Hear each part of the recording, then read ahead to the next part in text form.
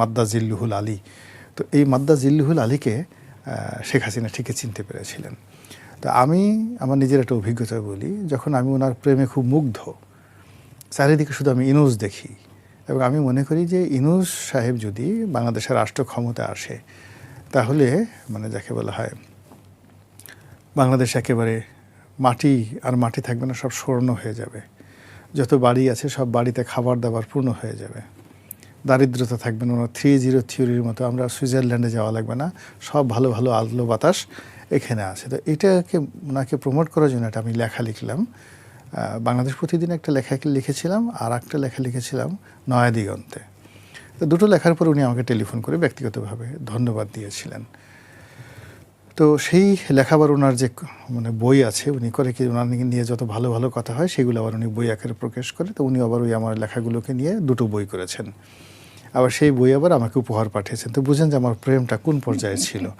তো সেই প্রেমের যখন আমি লেখাটা লিখছি, তো আমি যখন লেখা লিখছি মনে খুব আনন্দ। উনি আমেরিকা থেকে আমাকে টেলিফোন করেছেন, রনি আপনি আমাকে লিখেছেন। মানে উনি তো অনেক সুন্দর করে বলেন যে আসলে আমি যা এটা আপনি বুঝতে পেরেছেন, আপনার কলমে এটা এত সুন্দরভাবে আপনি ফুটিয়ে তুলেছেন যেটা আমিও পারতাম না।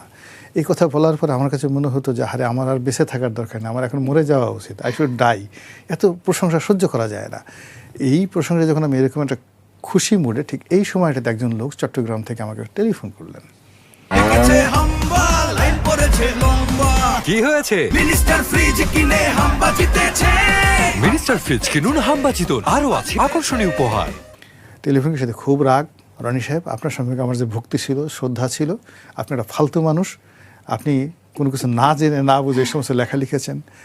তা আমার এই যেরকম সুখের মধ্যে আমি খুব বললাম যে কী ব্যাপার, আপনি বলে যে আমার বয়স এখন 78 বছর, আপনি ডক্টর ইউনূসকে কী চিনেন? ওনার বাড়ির পাশে আমার বাড়ি, আমি ওনার প্রতিষ্ঠান